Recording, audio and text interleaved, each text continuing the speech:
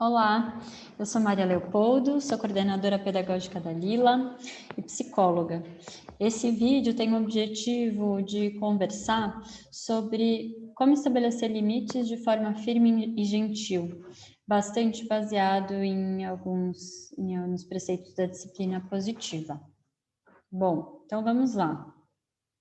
Para começar, deixar muito claro por que limites, né? Por que limites são importantes para as crianças, e não só para as crianças, mas é que a gente está falando da primeira infância.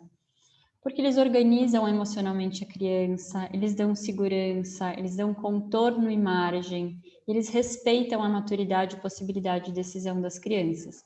Eu gosto muito da imagem de um rio, né? Então, um rio para correr, para seguir o caminho dele de rio, que é correr, ele precisa de margens. Se esse rio não tiver margens, ele vira represa, né? E se ele tiver margens pouco flexíveis, ele vira barreira. Então, assim acontece com o desenvolvimento das crianças. Para que elas possam seguir o caminho delas, para que elas possam se desenvolver, elas precisam de contornos, de margens. Elas precisam saber o que pode, o que não pode, até onde elas podem ir.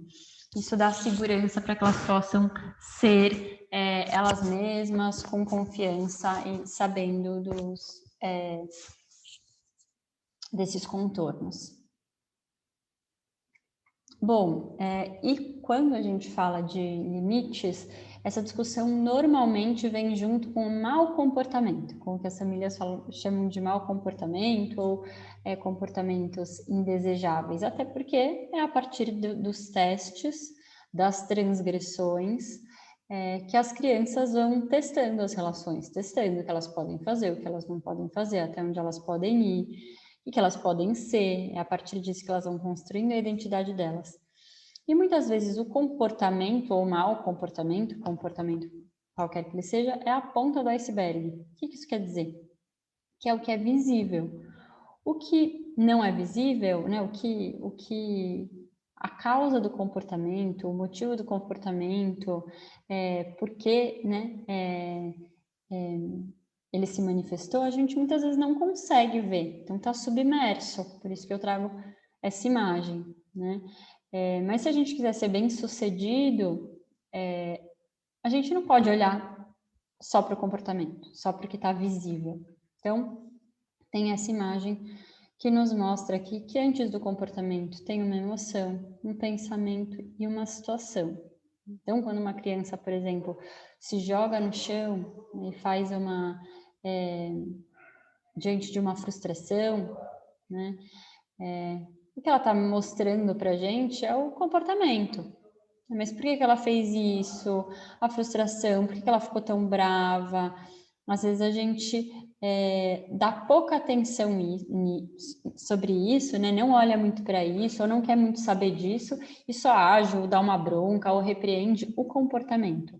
Então, tem um princípio bem importante que é poder impedir um comportamento, mas jamais uma emoção. Então, muitas vezes, a gente fica muito confortável em falar para as crianças, não precisa sentir medo, não precisa sentir raiva. E o que a gente faz é piorar a situação, porque a gente está dizendo para ela que aquilo não é importante, ou que não é válido, ou que não deveria de ser, né? E daí tem uma situação que eu gosto de ilustrar, que imagina se a gente está numa fila e alguém fura a fila, passa na nossa frente. Como é que a gente vai ficar? Vai ficar bravo, né? E alguém vem pra gente e fala, não precisa ficar bravo. O que você vai sentir? Vai ficar mais bravo ainda, né? Eu posso ir lá e dar um soco na cara de quem furou a fila? Não, né? Mas eu posso ficar bravo? Sim. Posso pensar o que eu vou fazer diante dessa braveza? Sim, né? A partir de alguns limites civilizatórios, importantíssimos de existirem, né? Então, esse é só um exemplo para ilustrar o quanto muitas vezes a gente fala para as crianças coisas que seriam terríveis da gente escutar, né? Não precisa ficar bravo. Claro que precisa, né? Furiaram nossa fila. Não precisa ficar com medo. Claro que precisa. A criança tem medo muitas do escuro, por exemplo, né? E daí, essa imagem é um pouco para trazer que o lobo frontal, que é a parte do nosso cérebro responsável pelo comportamento racional, pelo controle do comportamento, né? É a última parte que amadurece, né? Então, o cérebro da criança amadurece de trás para frente. A última parte que vai amadurecer é o lobo frontal. Então, é por isso que a gente fala que a criança é uma esponja de emoções. Né? Porque quando a criança fica brava, a criança muitas vezes fica brava por inteiro, perde, né? Fica dominada por essa emoção. E faz parte, né? Estranho seria se não fosse assim. Tem um componente biológico nisso, né? De maturação biológica. Mas então é assim mesmo? O que o adulto pode fazer? Então é isso mesmo? A criança não é imatura nesse sentido, não tem nada para fazer? Não, tem coisas para fazer, né? Mas o que não vai adiantar é quando a criança está dominada por essas emoções, a gente ir lá e dar uma bronca nela, né? Não vai adiantar.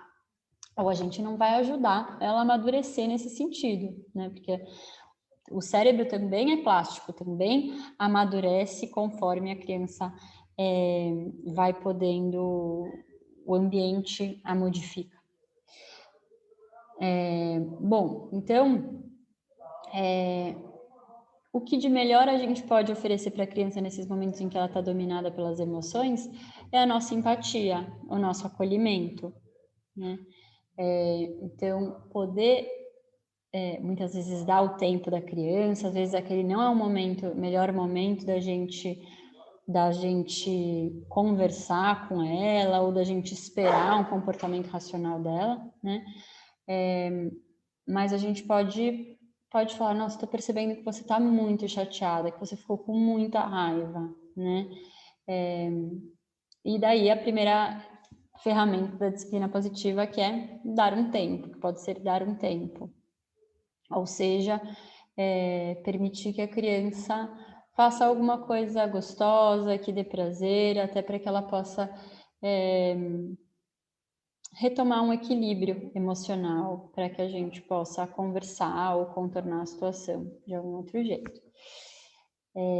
E daí vem aquela frase muito famosa da Jane Nelson, que é a mãe da disciplina positiva, que ela fala: da onde tiramos a absurda ideia de que para uma criança se comportar melhor, precisamos antes fazê-la sentir-se pior? Né? Então, isso é muito arraigado na gente. A gente acha que para uma criança mudar o comportamento, ela tem que ficar mal, ela tem que ficar culpada, né? E não é verdade isso, não é verdade. Muito pelo contrário, o que pode gerar essa culpa, esse sentimento de que ela não merece o amor do adulto, pode ser muito ruim, né? Então, é super importante essa primeira ferramenta de, às vezes, dar um tempo para a criança. Isso é muito diferente de vá lá para o seu cantinho para pensar, quando a gente brava, né? A gente quer, às vezes, que a criança se sinta culpada ou mal. Não, é de genuinamente a gente falar, eu acho que você está muito bravo, vamos, quer brincar, quer descansar um pouco, depois a gente conversa, né? Ou você quer um abraço, tá difícil para você quer um abraço? Bom, e daí eu quero problematizar aqui a disciplina positiva, essas ferramentas que a disciplina positiva nos proporciona, elas viram meras técnicas sem valor e sem verdade, se a gente não entende os princípios por trás delas, né? Então, eu quero colocar aqui o que é uma punição, né? Para a gente pensar sobre isso. Uma punição é uma consequência arbitrária ao comportamento da criança. Né? Então, eu vou dar um exemplo. A criança não arruma os brinquedos, daí o pai diz para ela, então você não vai comer sobremesa. O que a sobremesa tem a ver com os brinquedos? Nada, né? É uma consequência arbitrária. E o que pode gerar, né, esse autoritarismo, essa rigidez, essa punição?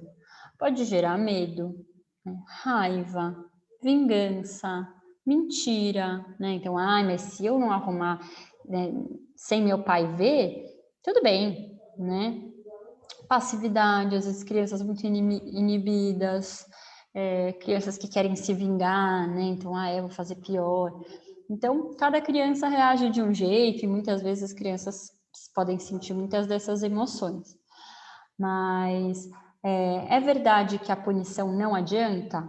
Não, a curto prazo, a punição pode funcionar, né? Pelo medo, enfim. Então, pode ser que a criança deixe de arrume o brinquedo para ganhar a sobremesa. Mas será que isso vai estar ensinando ela responsabilidade? Será que ela vai aprender que ela precisa arrumar os brinquedos porque não é justo se deixar para o pai e para a mãe sempre, né? Não. Então, a punição, ela funciona a curto prazo, mas não transmite respeito, responsabilidade, né, e autonomia moral. Por outro lado, quero trazer o que a falta de limites proporciona, né? Então, se a gente for pensar nesse mesmo exemplo, a criança não arruma os brinquedos, brinca, bagunça tudo e nunca arruma.